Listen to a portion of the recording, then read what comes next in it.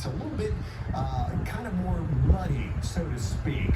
Ahead of the line itself, it's a little more ragged shaped. Doesn't look as impressive, the radar signature, and that more than likely is indicative of winds that are not quite as strong as what we're dealing with a little farther north here in the Metroplex.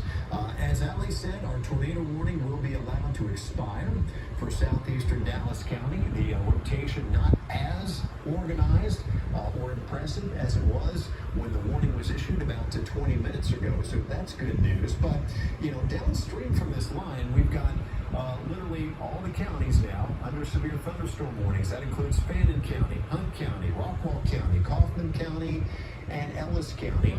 Winds, I think, minimum 50 to 60 miles an hour, but we've been seeing routinely winds measured at 70, 72, 75, 77 miles an hour, and occasionally we'll get a report of a wind gust over 80 miles an hour as the line of storms has been moving through these highly populated areas, Collin County and Dallas County as well. And as we stated, we now have 250,000 people here, most of those in the greater Dallas-Fort Worth area that are without power. That's how strong these storms are. What a mess. Knocking down power lines and also perhaps transformers themselves, blowing those out. And in the process, knocking out whole neighborhoods. Wind's picking up too. The line extends now literally from the Red River all the way down into Hill County to our south and west. The good news is a couple of things. Number one, we're not seeing any large hail cores embedded within this line of storms. Earlier today, when we saw those initial supercells, we were getting golf ball and larger size hail. Now, if hail is falling, it's likely small. It's dimes, it's pennies, it's nickels, maybe up to the size of quarters. But we don't see any impressive hail cores here. And we don't see any organized rotation, any persistent rotation. So once this tornado warning expires here, that's it for the tornado warnings. And they have been relatively few that have been issued so far. Good news today, but this line continues to move east. And there still will be the potential for as late as 10, maybe 11 o'clock tonight in our far eastern counties to see a spin-up tornado.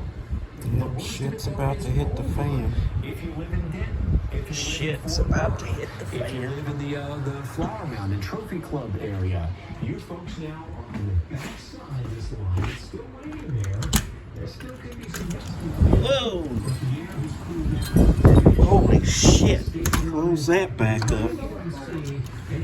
Wow, that's bad. Once the line pushes through, so you're going to That's not good. really hard for about 30 minutes. And my glasses got wet.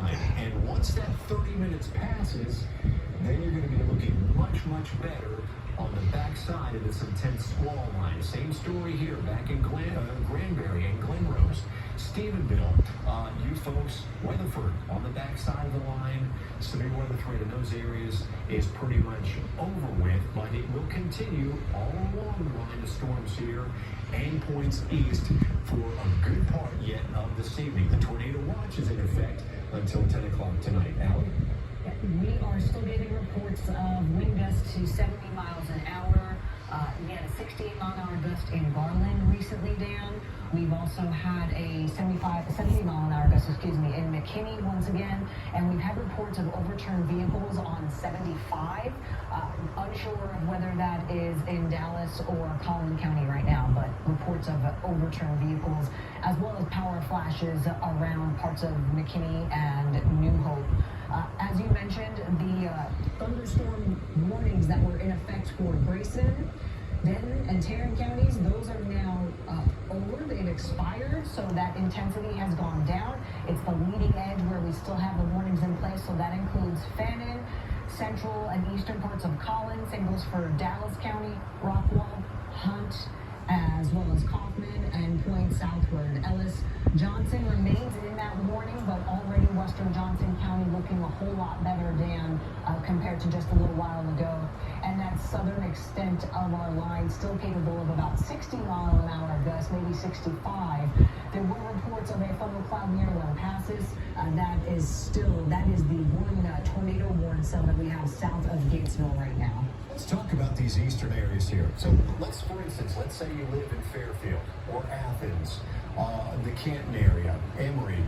You're still well ahead of this line of storms. If you live in a mobile home, it's a good bet right now to find a friend or a family member in a well-constructed home and spend the next few hours there. Or if your mobile home park has a designated shelter, to ride it out there, because we're talking about high-end winds. That's here not going to that happen are the for us because we don't have a equivalent of shelter, the which is epicenter of a stupid. But tornado. Wind gusts of 70 to 75, occasionally 80 miles an hour. Not going to be safe to ride those type of winds out in a mobile home. So again, we're talking yeah, there's about not folks much that we live can way do. out to the east of this line, where you still have time to leave where you are and get to a local sturdy shelter, designated shelter, or maybe a friend or family that lives within a few miles. So I'm not advising people to get out on the road and make a half-hour trip right now. Somebody that lives very close to you, where you live, if you live in a mobile home, or for that matter, another home that you don't feel safe in. If you don't feel you've got a tornado-safe place or a safe shelter from the high winds that we're experiencing here that are the equivalent of one of these low-end tornadoes. Severe thunderstorm warnings continue for the Waco area, all of Hillsborough, Ellis County, Dallas County, Kaufman County, Rockwell County, really all along this line of severe thunderstorms here. Warnings are going out for winds anywhere from 60 to maybe as high as 80 miles an hour. And we've seen several measured wind gusts in excess of 72 up to 80 miles an hour. Pretty intense again here up in Fannin County. Thought maybe we get a break here, but here we go again. We've got more severe weather that'll be heading eastbound through Fannin County, and there could be some small hail in here. Notice when you're seeing some of these darker red colors, it's not large hail in all likelihood, but I wouldn't be surprised if we're getting some dimes and pennies and nickels and a lot of cloud and ground lightning activity, a cluster of those lightning strikes there.